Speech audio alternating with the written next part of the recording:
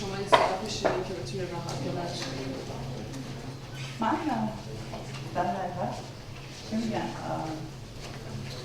فکر می‌کنم شما یه کرده که من تو کلاس میشستم نه تمام شدم الان که نامه کاملا نمی‌گیرم من این سال کلاس میشستم مستماز من مستمازم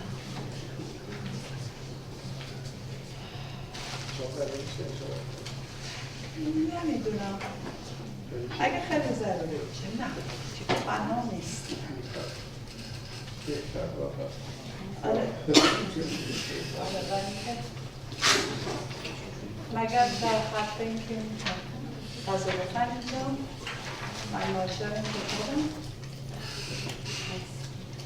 آره براش چیز اومده فیلم ساز فکر کتابش جمعی اومدم پیشم این فیلم مثل مستند سازه فقط سر فیلم بسازه این چهره میشه من هم دفعه شده بشتم برای چرا برای تو؟ شما رو نه تو اومدن من اینجا دمه در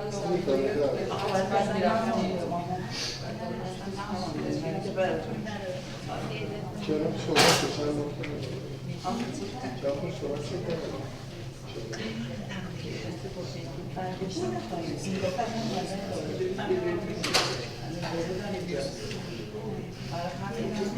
احتمالا بیشتر ویدیو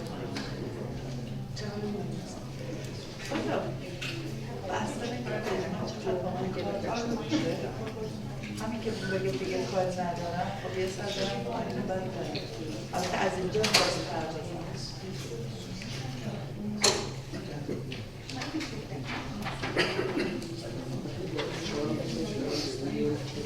خیلی میگیره هنوز خود داره تهش خب دیو بنده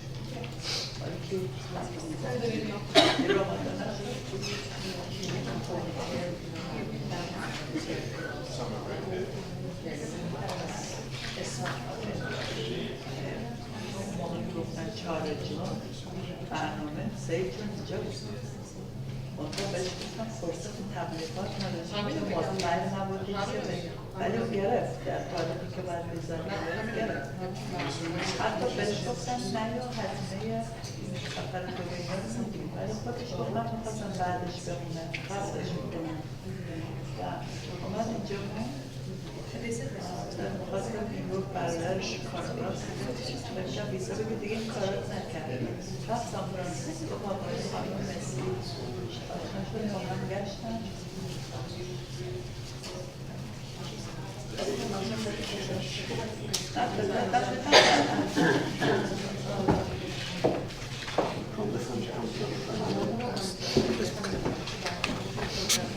Do I need to turn this on?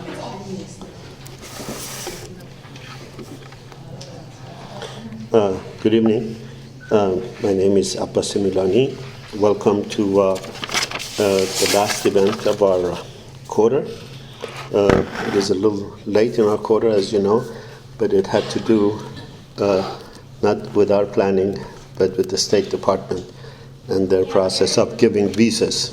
I was saying that the reason this is so late in the quarter, is the last event of our quarter, is because our guest was coming from Iran and she needed a visa, and any of you who have ever tried to get a visa to the United States know that it is a very difficult process. We're very happy that she's here.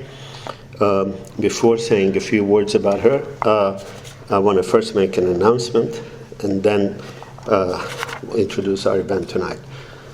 The Stanford Global Studies has started this summer, like last summer, a film series. It is called, this year, Imagining Empire, a global retrospective. These are films that have each something to do with the experience of colonialism. Iranian Studies has been, like the past, a member of this film series. And this year, we're going to show on August 12th, Ibrahim Golistan's The Ghost Valley, the Ghost Valley's Treasure Mysteries, Asrar Ganj Darre Jani. At the end of the program, there will be a conversation between I and Professor Beyzai about the film, and you're all welcome to join, both in the conversation and in the film. It's all for free, and you're welcome to join us. There are other programs. I'm not going to bother you with them. If you get one of these, you can get a list of them, all the exhibits. Before saying a few words about our dear guest tonight, I would like to offer a special welcome to a very dear old friend of Iranian Studies at Stanford and of the Republic of Letters in Iran, Mrs. Lahiji. I think it's far from hyperbole to say that no other woman has done more for publishing in Iran than Mrs. Lahiji. I don't make this claim lightly. She has published some of the best works of literature, including virtually everything that Professor Beyzai has written, but she has published many, many more. She has won the most prestigious award as the best woman publisher of the world, which is not an easy task to do. And I think anyone who follows the Iranian media and follows the Iranian publishing world, I think knows that no one stands more for the independence of the publishing industry in Iran and for the integrity of works of art like Mrs. Lahiji. To give you a sense of her true, defiant, continued resistance, I was asking her about the number of books she publishes. She said last year they published about 50 books, and about 50 of her books are now languishing in the censorship. If you are a publisher, you know that to have half of your capital languishing and yet continue publishing takes an enormous amount of tenacity and an enormous amount of dedication. And I think everyone who is interested in the world of letters, in the world of Persian literature, in the words of women writers, in the words of Bahram Beyzai's writing, owes a great debt of gratitude to Mrs. Lahiji. So please welcome Mrs. Lahiji.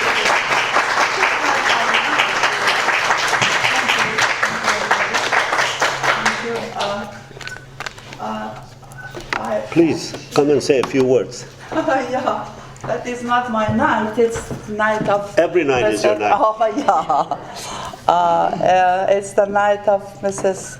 Sepideh Mohammadian. I am happy that I'm his publisher, and I think one of the duty of all the publisher of finding the talent and following the writers who be a good writer.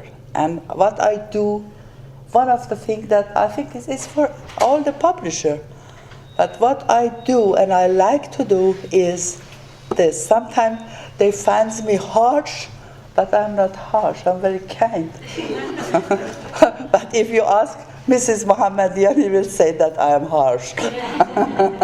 I'm not. But I'm happy that she's here and she will talk about her book to all of you. And I'm happy because from one of her book, one of the film producer came to me and asked for making a film from her book. Then that's a good opportunity. I think a few one can have this. But when Ustad Master Beyzai is here, we do not talk about filmmaking.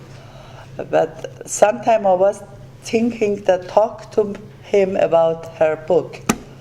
And now it will come the time, maybe next time we can show her film here. Thank you very much for your coming. I am just suddenly here because there is no program for being here talking to you, but I'm happy that I did.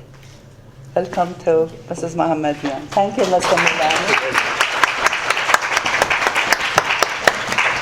The first conference I ever organized at Stanford, which was about 14 years ago, I don't know whether Mrs. Lahiji remembers, but she was one of the guests 14 years ago with Sepideh Mohammadian. And there was a poor man, one of the speakers, who dared talk about some aspects of his views, particularly on hijab. And I have rarely seen someone get a public spanking the way she and Sepideh Mohammadian gave that poor guy. And he stuttered to the rest of his talk. And that was my first introduction to Mrs. Lahiji. So it's been a pleasure to know her.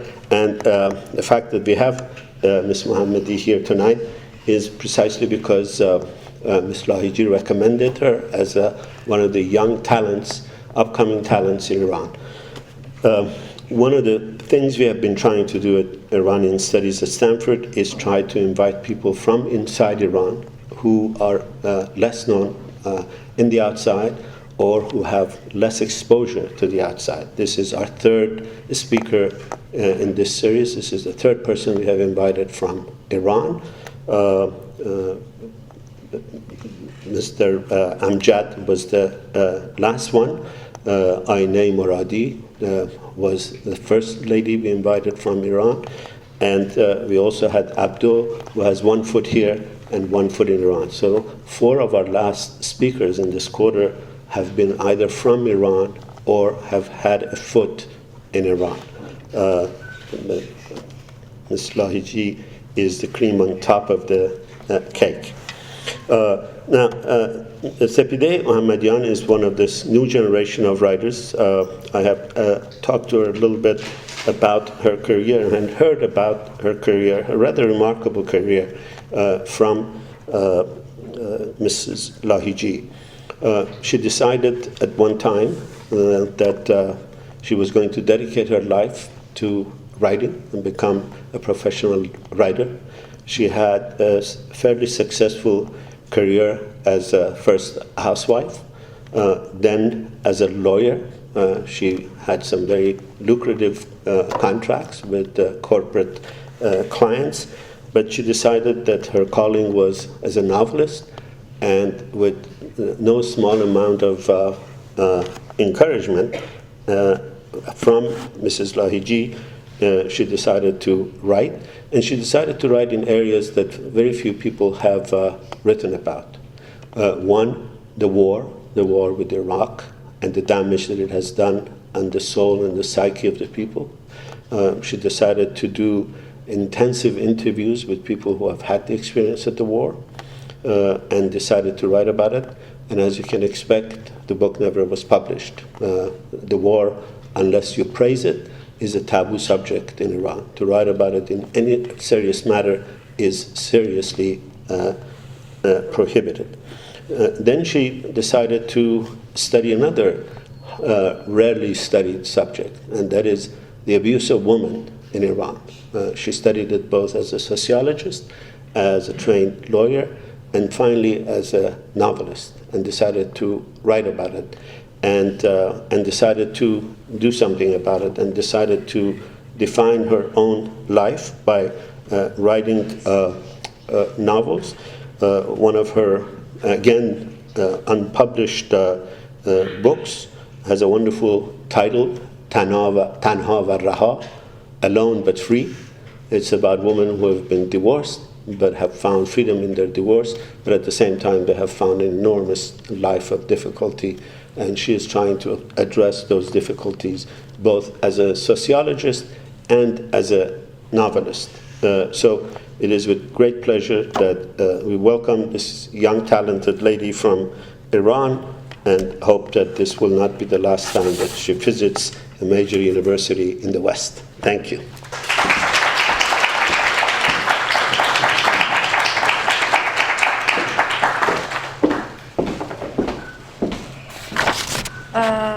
Hello everyone, and firstly I must thank Iranian Studies and Stanford University and dear Professor Abbas Milani and his colleagues for granting me this opportunity. Today I'm here to tell you a little about my work and life as a writer in Iran. As you may guess, the situation for a writer or publisher in Iran is difficult. And yet we trek on, remain resilient and undeterred. I have written 2 books which the authorities have censored. It's difficult to put so much of yourself in your work, only for it not to see the daylight. And you may imagine that this would cause a writer to lose hope, but that's certainly not what happened to me. Instead, it's just a challenge, a test for me to explore new and better ways to get from where I am to where I want to be. I'm here today to share a little bit of myself with you. In particular, I want you to take away 3 things from my story books. First, find your passion and never give up. Regardless of how difficult my situation, writing is the most important things in my life. It's my passion, and I will stay true to it. Second, Iranian women authors are resilient. They are forging their identity both at home and internationally. Empowered women authors are the key to improving our lives at home and abroad. And third, seek awareness. I want to inspire women to seek awareness and find new meaning in their lives. It's too easy to settle into a preset role and destiny. It's too easy to settle into your daily habits and forget to look up. So instead of looking behind you, look what is in front of you. And once more, the 3 things I want you to remember about me and my stories, it's first, find your passion. 2, be resilient and strong. And 3, seek awareness. Now let me tell you a little about myself. 12 years ago, when I was very young, I presented my first book to a famous publication.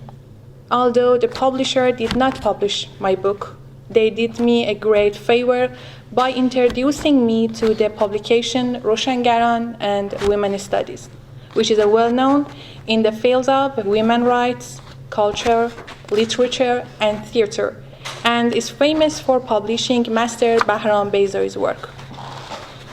Then and now, women writers and publishers in Iran are working in difficult conditions. We're getting permission for publishing a book like my latest book, The Story of Eve and the Heir of Wits. Takes about 2 years and the uphill battle to get a book published. My publisher, dear Mrs. Shahla Lahiji of Roshangaran, is currently waiting for permission for more than 50 volumes. And of course, some of them have been censored. My first two books, The Slide Toward Hell and The Forgotten Society, are among the book banned.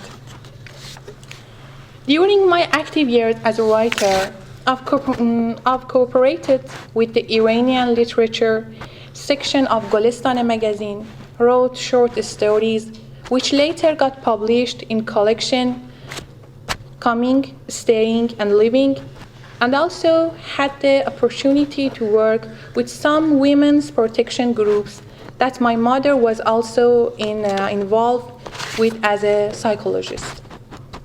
I've been confronted with the problems of different social classes, especially the middle class, which I put my main focus on. And I realized what's more important than narrative forms and literary richness for me is what happens to the reader at the end of the story. In other words, what's important for me as a writer is the journey my readers take and the change my stories can make in their minds and in their lives. I want to help them find their passion. Although life as a writer in Iran is sometimes difficult, but many things are getting better.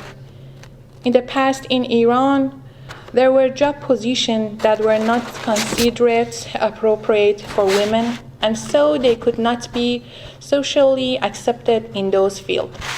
But nowadays, women have active and dynamic presence in different fields and areas in society. Women have also achieved higher levels of education during the last decade. The efforts of active female rights protectors continue steadily, though the process still moves forward slowly and within the borders of the religious laws of country. To succeed in this work, female writers have a much more cognitive approach toward addressing women's issues and communicating their ideas with the world. They have adopted their writing style and the literary content of their work to gently and respectfully push the boundaries of what is acceptable, while crafting their messages in ways that leave them still powerful and undiminished. The subject of my stories is always social issues that concern me. So I'll try to create a story based on the issue. And when I start writing, the storyline goes forward based on my perception and perspective of that issue. The thing here is that I must be able to find a function for the story, see what it can do, the change it can make. This approach of mine is probably a reflection of the major I have studied, sociology and law. And so I guess that I'm always focused on the fact that the human being of our time is trying to find a new meaning in between all the information the modern world is injecting to their mind. This way of thought guides me and my writing style and pattern. Actually, I'm not known as a feminist in my country. Some people even ask me why male characters in my stories can get hurt and be rated as much as the female characters who are in a search for their identity and ways to change. Based on the research I did on the issue of female murder in some cultures for my latest book, The Story of Eve and the Era Witch, I realized these angry and furious men who commit the murder are also victims of the thoughts and limitations of their culture. As a response to that, I must say that the issue of women is not to fight the men, but to find themselves a true and unique identity. Because if there be any struggle for women to fight men, both would be losers. I think what matters the most to the people of our time is to find themselves an identity, aside from gender and sexuality. An identity that's about humanity and not gender. This is an important distinction. In finding an identity derived from our common humanity, rather than one derived from the difference in our gender, we find a way to take two powers that could easily be set against one another in a fruitless battle and unite them toward a common aim. By looking at the problem this way, we can solve many of the problems women face. Now let me tell you a little bit about some of my works. In my first book, The Slide Toward Hell, I wrote about women who had lost all her family members during the years of revolution and war. The female protagonist, the only survivor of the family, struggled to build herself a new life after the critical and eventful years of revolution and war. This book was banned and is still not published. My second book, The Forgotten Society, is about soldiers of war being kept in sanatorium who are suffering from different abnormalities and mental problems the war has caused them. This story does not refer to any particular war, time, or place, and just generally criticize the damage done by the war and post-war problems. This book did not get permission for being published as well, without any explanation. In my book, The 40th Day, I wrote about vulnerable and sensitive women and her encounter with life-changing problems. In the process of this story, the female protagonist of The 40th Day realized she's the only one who should lead her life and emotions, and she's guilty of the fact that her life has been in the hands and control of men, because she's the one that should fight and take control of all aspects of her life. The protagonist tries to become the hero of her own life during this process. That's metaphorically explained as the process after death, process of accepting, healing, and in the end, becoming free and awakened. For my book, The Story of Eve and the Heir of Wheat, I did 2 years of research and asked people of different ages, social classes, and education levels to fill out my questionnaire, which asked questions about family violence, suspicions, and the murder of women. And I wrote the storyline based on some true stories about such murders. In this book, the subject is not about the damage done to women, nor about gender or finding the criminals. It's about a special way of thinking and culture that affects every act done to women that ignores their rights. It's also about the times when women are stuck in a situation where their rights are being taken away from them, and the question of how far the law will go to support them, which would totally affect the process and the outcome. The story shows how local beliefs that are buried deep in a person's subconscious can affect their lives and actions despite the modern life they seem to be living on the surface. The function of this story for me is to try and change those false thoughts and ideas. The changing of culture and belief is a long process that requires time and passion. The secret to this change is to seek awareness. Only when you have a good understanding of yourself, your surrounding, and the hidden forces that guide the events around you, then you can begin to change.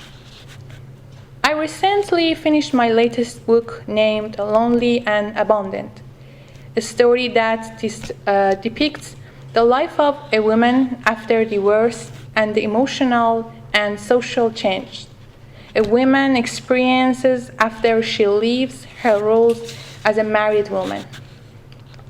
The main subject is her struggle to find herself a new identity and a new role as a divorced woman in the society. She lives alone, and she has many problems with money, since she never thought that there would be a rainy day and doesn't have any saving. She's looking for a job. In Iran, there are problems when a single woman, divorced woman, works. Everyone looks at her and is interested in her life. She has passed 2 or 3 years after divorce, and she had a hard situation, but she started a new relationship soon after divorce. This caused her much new pain. So after this relationship breaks apart, she wants to be alone to create space for herself and begin to start a new life. By creating space for herself, she's able to seek awareness and find her passion. Currently, I'm working on several new projects, including a book and an essay. I'm always looking for a new way to express myself through writing. The book, with the working title of Born August 16, focuses on communication between women's and men's words.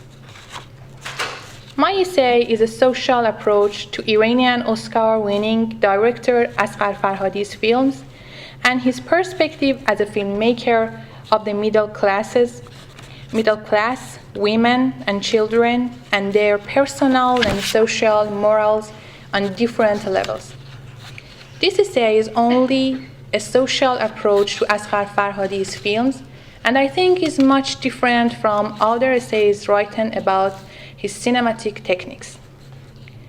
Some Iranian directors have asked to make movies based on my novels, because they thought my stories are visual stories, the kind which have the potential to be turned into a script. I took a script writing classes with one of the most prominent filmmakers of Iran, Mr. Nasser Taqvai. So when I find the time, I'd like to turn some of my novels into a script. There are so many wonderful stories that can be shared, whether by book or by movies.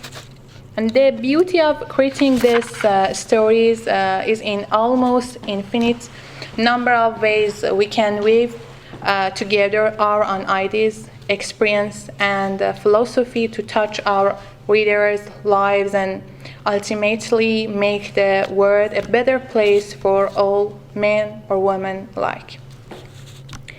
In the end, I must kindly thank my dear professor, Mrs. Shahla Lahiji. Society surely owes her for her inexhaustible endeavor in Iranian literature and women's rights. She puts great effort, time, and passions to get permission for publishing my books and the works of other writers. Being a publisher and having a passion for writing is, as Mr. Shahla Lahiji says, a very hard road with all the limitation, censorship, and personal encounters with authorities writing books. It's some sort of a love that is close to mania. In the Sanskrit language, love and mania are same word, and I can probably say that the lovers of culture and literature probably today are the maniacs of their time. Thank you so much.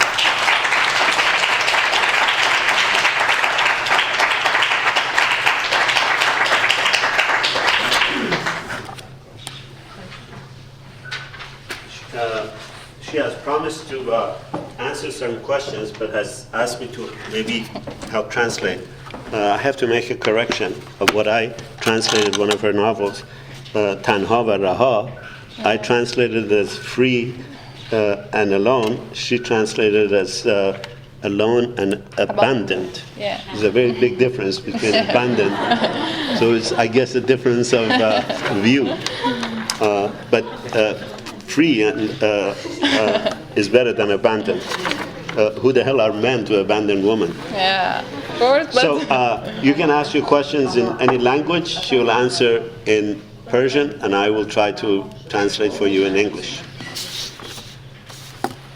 okay. So, based on what I understood, some of her books have been published. Yeah. A couple of books have been published. I want to know how books have been received by Iranian society. Let's prefer I answer it. Yeah, I think it's a good question, but the answer is not related to me because it's a very, very complicated situation for a publisher. It's not about writers. And I think some of this book, for 1 year takes permission, and the other one 2 years. I think it's a long process, and now most of the publisher in Iran doesn't have this passions to stay in this situation, and so they leave these works and starting work on other works that's publish them is easier than this. I tell you, the Society for a book, Challo, the fourth. Do you know what's the ceremony of 40 days after death? It's a big ceremony that usually takes in Iran. And this is very complicated that inside the story.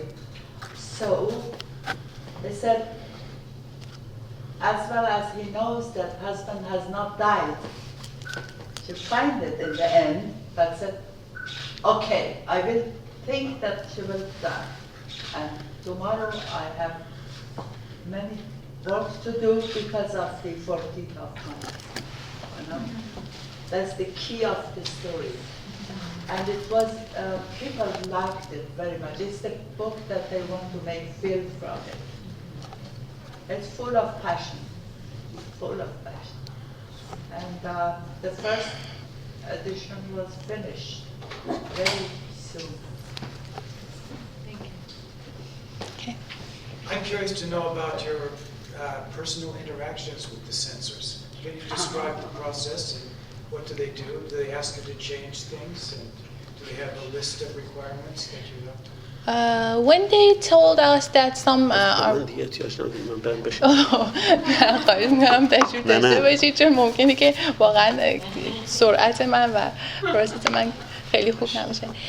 Sometimes that they told us that some books are prohibited, we try to understand what's the reason of this, and we ask them that just wrote some, for example, 5 reasons that this book is prohibited. But there was any answer to these questions, and just they gave it back to us that we can't get you permission. Just this. And we try about this, but it doesn't work. It didn't work. And sometimes we can do something and publish some books, and sometimes we can't. And these books are in the archive of Roshangaron and the ones study. We are hopeful to find a day that we can publish again. Do you ever meet your interlocutors? Do you ever meet these people that are... Yeah. Ms. Shahla Lahiji and me also, we went to that department and asked them, but anyone didn't any answer to our question and this request. It's all the story. She told me a story I think is good for you to know. She said that when she took a class about writing film script, after they told her about the techniques of writing film script, they said there are 3 things you should never put in a film. 1, a woman should never be eating bananas or cucumbers. 2, a woman should never be eating an ice cream. I don't know where the hell they got the ice cream from. 3, the woman should never be in a bedroom. So imagine writing a film script without a woman eating bananas, ice cream, and in a bedroom. That's Women the never world. sleep. Women never sleep. Never sleep. But Mrs. Lahiji is famous for going and fighting with the censors and quarreling and bickering. And To any avail, any progress there? Does it work? so, yeah, it's give and take. I think it's a give and take. It Is does. it give and take or just No, take? I don't, yes, I follow the, I never give up. For one book, sometimes 4 times I appeal, asking again. I have a list that I brought for you to see that. Now 55 books are there, and I tell you, more than 4 times, I again and again argue about all of them, because the reason is it is quite out of law. It's illegal what they say. Yeah. It is illegal about the rules that they have made for us. And I'm after 35 years being publisher, I know the red line. So I do not follow the books that will go to the censorship. But the problem is that they never ever answer why.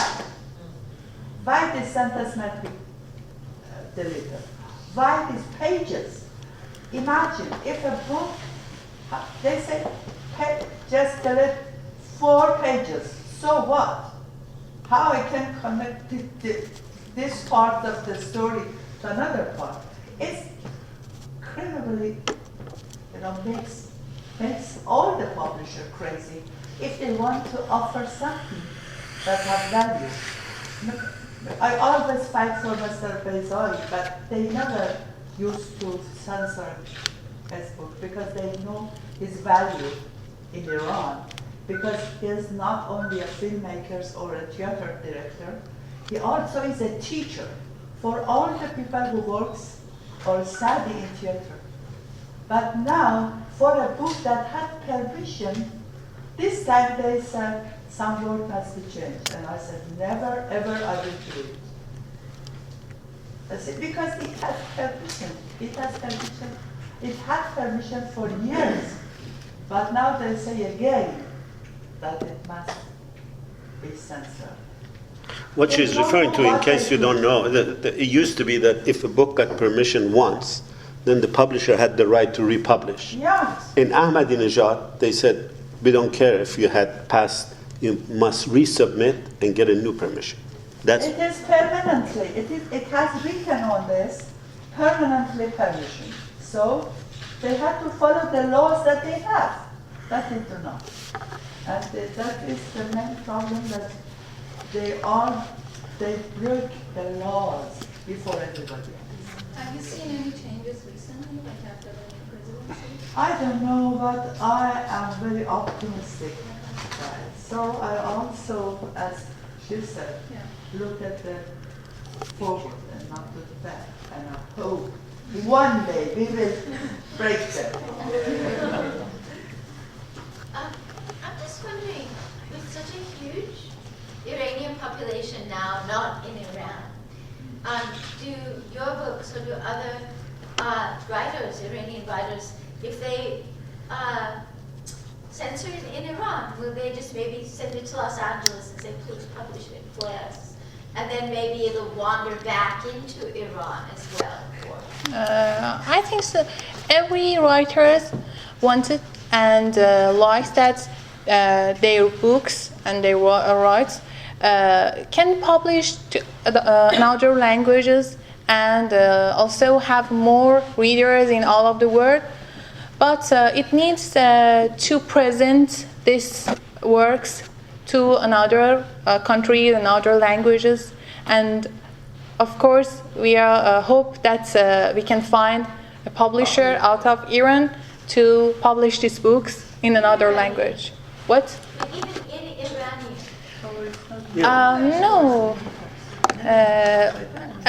some of them are getting published. میگه به فارسی در خارج چاپ بشه. چاپ میشه دیگه. Yeah, it may, but I think it doesn't work. We need more than this, I think, because we can publish it in Iran with fighting, and finally we can publish this. But of course, if we want to publish these books in other countries, we prefer that it be in other languages to have more readers from the other cultures, of course. Yeah.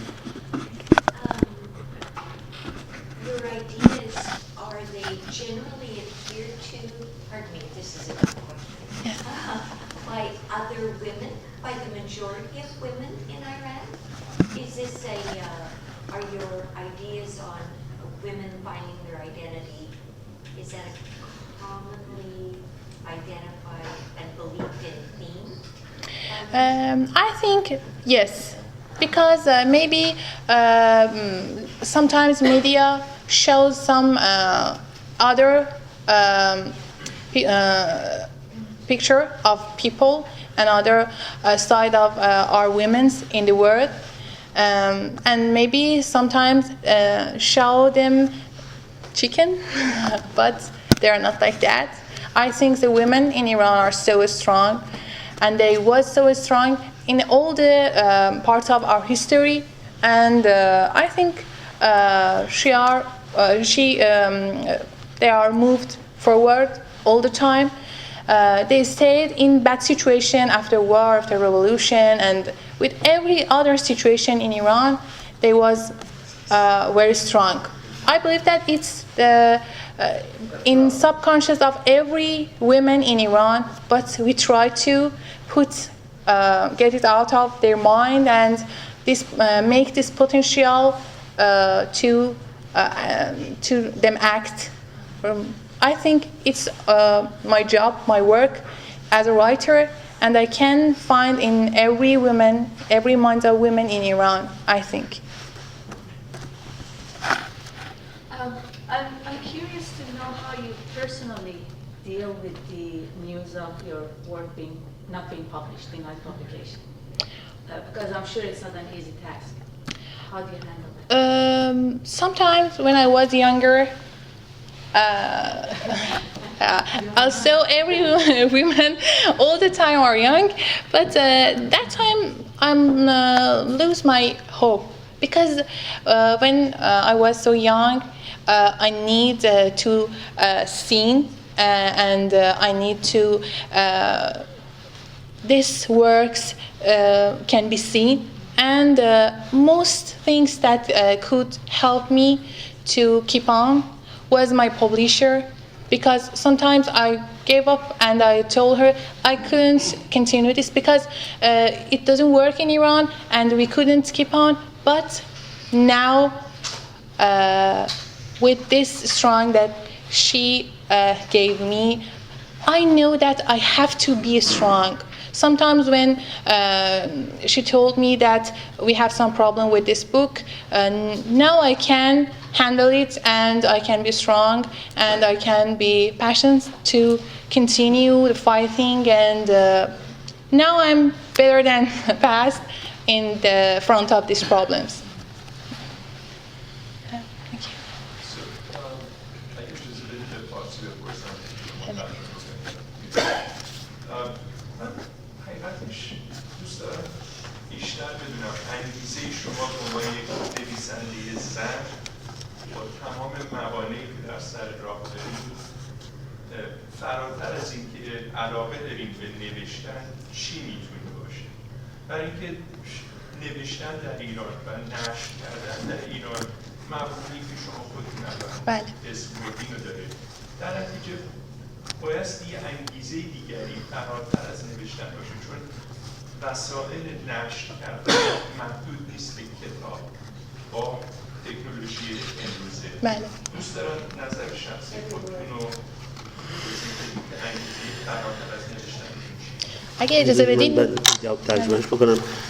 She says, he says, and she will say later,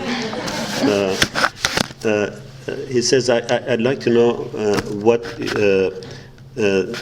drives you to write. It certainly can't be just for writing. Once you describe all the obstacles, and once we recognize that the way to communicate with the outside world is not limited to books, there are other means available. So what is it that keeps you inspired to continue writing as a woman in spite of all of these obstacles.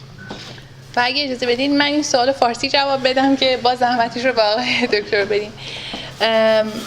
طبیعتاً به تعبیر شما راه‌های زیادی امروز وجود داره برای برقراری ارتباط با جهان.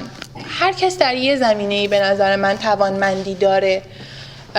زمانی من میتونستم حقوق رو ادامه بدم و سعی کنم در زمینه حقوق فعال باشم، ولی انتخاب کردم که در زمینه نوشتن و نگارش کار بکنم، به این دلیل که من همین کار روایت هوا و خوشه گندم رو اول به صورت یک بررسی و یک در واقع پژوهش اجتماعی آماده کردم و خدمت خانم لایجی ارائه دادم. هیچ قالب داستانی به خصوصی نداشت، ولی بعد فکر کردم که گاهی اوقات همونطور که خود من از خوندن یک کار پژوهشی ممکنه یه نکاتی رو بگیرم ولی انقدر روی لایه‌های درونی ذهن من تاثیر نمیذاره که گاهی یک داستان میذاره و رمان میذاره. و من فکر میکنم کار من اینه، کار من به عنوان یک نویسنده اینه که بتونم اون چه که لمس میکنم از جهان، اون چیزی که دریافت کردم، درک و دریافتم رو با دیگران سهیم بشم. و بله این یه چیز کاملا شخصیه، نمیتونم دلیل خیلی روشن و لاجیکالی براش بیارم، به خاطر اینکه اصولا اگر من آدم منطقی و لاجیکالی بودم نویسنده نمیشدم به نظر خودم و میتونستم تو فیلد دیگه ای مثل همون حقوق و وکالت موفق تر باشم. ولی فکر میکنم تنها چیزی که در این حوزه میتونه افراد رو سر پا نگه داره و در هر حوزه‌ای بهترین مثالش من فکر میکنم استاد بیضایی هستن که فکر نمیکنم کسی به اندازه ایشون مشقت در ایران کشیده باشه بابت نگارش و فعالیت در حوزه هنر و فرهنگ و اینو هر ایرانی میدونه. در زمانه‌ای که دیگه من فکر میکنم شخصا اسطوره ها دیگه به دنیا نمیان و دیگه تکرار نمیشن، چون اسطوره ها محصول زمان و موقعیتی بودن که دیگه تکرار نمیشه. و با این همه و با این وجود به هر حال ایشون همیشه ادامه دادن. چه چیزی جز علاقه و عشق میتونه؟ خیلی جاها ما خیلی چیزا رو بابتش از دست میدیم، ما که چیزای خیلی کوچیکی رو از دست دادیم، ولی فقط فکر میکنم دوست داشتنه و اینکه زنان برای من اهمیت دارن، نه به عنوان یک فمینیست، به عنوان یک زن. بخش زیادی از کتابای من از تجربه‌های شخصی گرفته شده. طبیعتاً وقتی که من درباره جدایی و زنان بعد از طلاق می‌نویسم امکان نداره بدون یک تجربه شخصی بتونم اون رو نگارش کنم. ممکنه که همه اون تجربه سهم من نبوده باشه، ولی بخش زیادی سهم من بوده و من بعد از اون شروع کردم با مراجعین مادرم که روانشناس بودن و به هر حال موارد متعدد زنان بعد از جدایی مصاحبه کردم و پیدا کردم این چیزی جز عشق به نظرم به کاری که انجام میدیم نمیطلبه. من تنها جوابم اینه، امیدوارم که قانع کننده باشه. ستم بر سنگ سنگین است خانم. She said she's going to give me the burden of translating. She didn't say she was going to talk for 10 minutes and expect me to translate it. So the burden is truly on me. She says that you're right, there are many paths, but everyone must find their own strong points. At one time I thought that was law, but I then decided that that is not where I want to spend my life. I decided to become a writer. The novel that I wrote about the plight of women was initially in the form of a monograph. It had no structure as a fiction, but then I realized that if I turn it into a fiction, it will have more effect. I realized that in my own experience, stories and works of fiction are more effective. I can never write about anything that I have not personally experienced. I feel it is my responsibility to share my own experiences. There is no logic in this. There is simply a matter of love, and you decide to dedicate yourself to these things regardless of a kind of a cost-benefit analysis. Maybe the best example is Professor Beizai. I don't think anyone has suffered as much as he has for pursuing a life in letters, but he pursued it and became a kind of mythical character in our time. It is very difficult to become a mythical character in our time, but you can only do it if you have absolute love and dedication to your work. And that is what I have decided I must bring into this. But I also know that when I write about women, I write partly about my personal experiences, but partly about the experiences of us as women together. When I write about the cost of a divorce, I have had to have experienced it. The entire story is not my story, but I have experienced part of it, and I think that I need to share it with my mother, with my reader. When I was doing other work, I extensively interviewed some of my mother's patients, and from them I tried to find the story.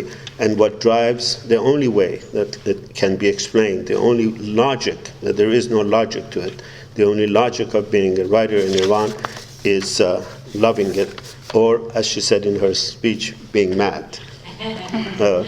سپاس فراوان. یه توضیحی برای خودکار بدید که شاید این سوال رو بتونیم اینجور مطرح کرد. سال 1327 ما یک نویسنده زن داشتیم، خانم سیمین دانشور. امروز بیش از 700 نویسنده زن داریم که فروش کتابشون خیلی بیشتر از مرداست. شاید این سوال رو بشه اینجوری مطرح کرد که ایران شبیه هیچ کدوم از کشورهای دیگه خاورمیانه نیست. کشوری که درش زن پشت فرمان اتوبوس میشینه و هیچ اتفاقی نمیفته. هیچ کس شلوغ نمیکنه، هیچ کس کله زنی رو با گلوله نمیزنه. هیچ کس نمیترسه از اینکه پشت تو ماشین بشینه که راننده اتوبوسش زنه. She said maybe this point should be also added that in Iran in 1948 there was only one woman writer, Sepideh Mohammadian. There are now more than 700 women writers, and many of them have books published and sold in much greater number than men. Iran is a very unusual country. It's not like any other country in the Middle East. It is a country where a woman bus driver can ride a bus and not have a bullet put to her head, not have people flee the bus because they think it's a woman rider. They're completely at ease, and this is a very important transformation that explains why Iran is different and why out of that context comes writers, young ladies, younger ladies than like her.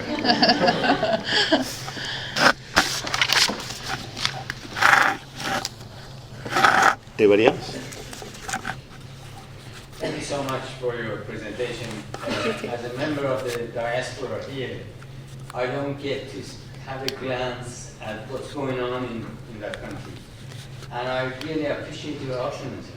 And of course, the comments that you just made about how women are finding their true position in that society. In fact, we just had another presentation by a reporter, Nazila Fathi. She said exactly the same thing, that inadvertently, women after the revolution got a chance to really come to the surface. Yeah. By the way, learn to fight. Yeah. There are many, many young writers in this country who don't get any of their work published.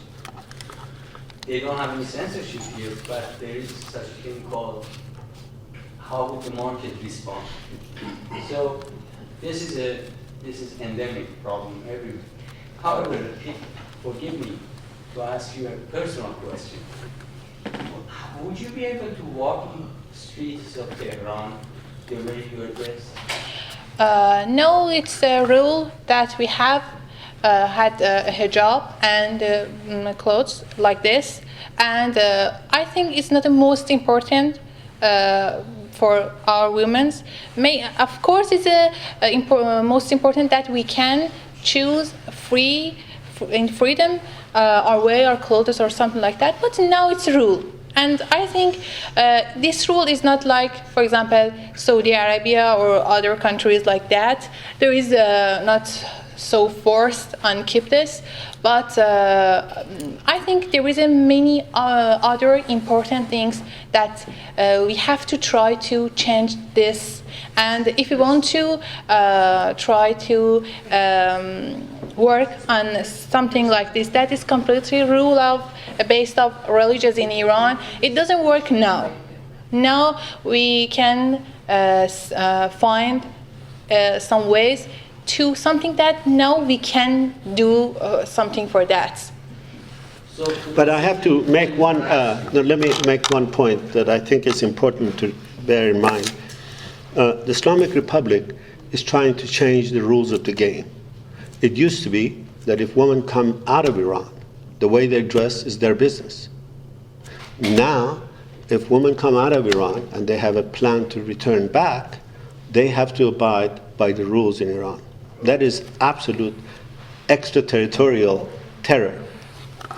No other country forces their citizens to dress the way the local law requires. Even in Saudi Arabia, when Saudi Arabian women come out of Saudi Arabia, they're free to dress any way they want. In Islamic Republic, if you're trying to go back, you have to dress this way. And this is a new rule, and this is a new extension. Women do it all the time in Iran. You just go online and look at it. Yeah, that was misunderstanding. Yeah, we can going She's out very like modest this. here. Yeah, we can. And I told you, it's not like Arabi Saudi with complete hijab or like that. But there is a rule that you have to some scarf on your hair. How much? It's dependent you. And by the way, I don't think the credit goes to the Islamic Republic because women put a big fight from the day one, and they're still fighting in all different dimensions against they take a step, women take a step. So there is always this war between women and Islamic Republic. And if it wasn't for women, we would have had Taliban in Iran. That's my belief. No, it's 35 after revolution, 35 years after revolution. And still they are fighting for hijab. It means that it was never ever serious in Iran. And if you sometimes see the young ladies, how they cover them, it's joke. It's not hijab. It is something that sometimes it makes me laughing. About this hijab that women have, just like here, all the hair is out. But it's hijab, okay. They have to accept. کلاه شرعی. حجاب شرعی مثل کلاه شرعی. They put them and they arrest them. Sometimes they snatch them. But never. And women still are, I don't know why, they are not frightened of this. They are very good. You must come and see. I cannot explain it out because there are something within their soul, fighting in every word. You can see this. I apologize for being late, and maybe you covered this, but in the Soviet Union during the time when there was such censorship, there was an underground circulation. Yeah. Is that happening in Iran? Some is that. Some is Yeah. Yeah, there is not just in about the publishing. It's about the theater, about the music. There is underground activity in many other fields. But I think, and some people like me think that it's our right that we can do with a freedom mind, with in good situation, because as an artist, as a writer, as a actor or filmmaker, we have to have a good space to work. We can do it underground, but we're fighting for doing in freedom and in better situation. Because of course, if we want to do it in underground, it's so much harder than this. But do you have readers? I mean, are there people who are reading your work? Yeah, people follow this way too. They find a way. Yeah, sure.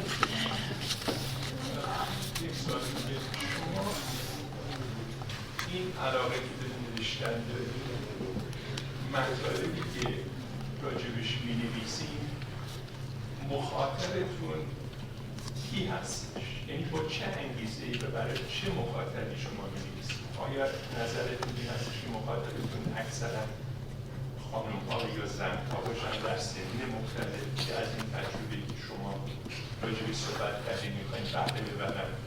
و اگر این هستش چطور میشه انتظار داشتش که تغییری در اجتماع، در بینش، در آگاهی اجتماع به وجود بیاد وقتی مخاطب شما محدود به زن‌ها باشه؟ و تا چه حد نظرتون اینه که مخاطبتون آقایون باشن که بلکه با درک تجربیات شخصی شما و یا زندگی اونها هم سعی باشن در تحولی که میبایست در اجتماع رو بده؟ به خاطر علاقه من به زبان فارسی بله باز بعد من زحمتش رو به شما بدم. بله ولی این دفعه بله زیر 10 دقیقه به حقیرم چیز کنید. The question is that considering your love of writing, my question is, who is your audience? Who are you trying to impact? Is it, as you suggest, only women at different ages? If it is, then one has to ask, how can you hope to change society if your only readership, if your only intended readership are women? Why aren't you also trying to address men, the other half of society? Why aren't you including them? And together maybe that they can bring about the changes you want. فکر میکنم توی سخنرانی من عرض کردم که من به عنوان یک فمینیست نمیشناسم، بنابراین طبیعتاً کارها اگه خونده بشه و اگه به هر حال مطالعه بشه مشخصه که داستان برای زنان نوشته نشده. در روایت حوا و خوشه گندم عملاً شخصیت اصلی داستان یک مرده و من از آقایونی که کتاب رو خوندن سوال کردم و دیدم که خیلی از اونها براشون جالب بود که شخصیت مرد خوب پرداخت شده. اتفاقاً در روایت حوا مسئله‌ای که من بهش پرداختم مسئله مردان در مواجهه با مسائل زنانه، نه فقط مسائل زنان. در 40 هم همینطوره. در هیچ کدوم از کتاب‌های من امکان نداره شما بتونید مردی رو پیدا کنید که محکوم شده یا زیر سوال حتی رفته. فقط یک شرایط انسانیه که افراد درش گیر کردن و در تلاشن تا از این بحران روابط انسانی در بیان. محور اصلا زنان نیستن. شاید اینکه مسئله زنان اکسپوز میشه برای اینه که من یک زن هستم و امکان نداره که شما به عنوان یک نویسنده بتونید خودتون رو و تجربه بی همتای فردی رو از نوشتن حذف کنید. چه دلیلش فقط این باشه. As I said in my presentation, in Iran, I'm not considered a feminist writer. I am not writing only for women. In fact, my book on Eve, the first character of the story, the hero of the story, is a man, and many of the people who have read it think that I have developed this character rather well. My books are about men and women facing, this is the same about my book on the 40th, it is about men and women facing this existential problem that they face. I never try to condemn men in my story. They're not ever under interrogation. What I try to address is the human condition that has brought all of them to this dilemma.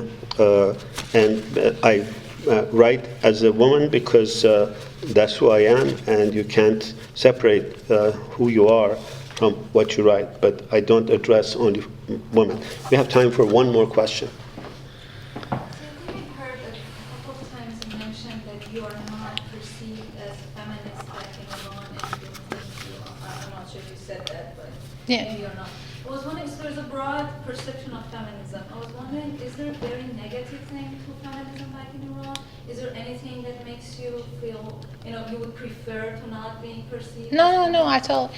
There is a lot of filmmakers and writers in Iran that their ways to seek awareness is from this channel, feminism, and maybe they are believe that, but it's not my belief. I think I'm believing that there is no struggle between two words, women's world and men's world. It's my ideas, not there is no any pressure on me to pretend another thing, but it's my belief that I can't believe that if we want to try to be against the man's world, it doesn't work because it's completely dependent to each other. It's about me. Maybe another people has a right to think in another way.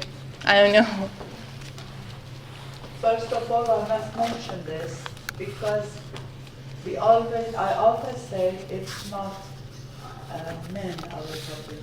We are not struggling with men. When we say, I'm against the word of what we call it mad salah, because something comes from God, some God or some father, not physical father, I mean Patriarchy. A hidden father that comes for men and women both. Men are sacrificed their life. Never mind, when you have not freedom, when you have not democracy, they are the both gender that are sacrificed, and not only. It's my idea as well. They know me as a feminist, but I'm not against the people who I bore them and I just grow them. We did it. If they are not quite perfect, it is what women did. That might not be our idea. It's what our order gave to us. Thank you very, very much. Thank you.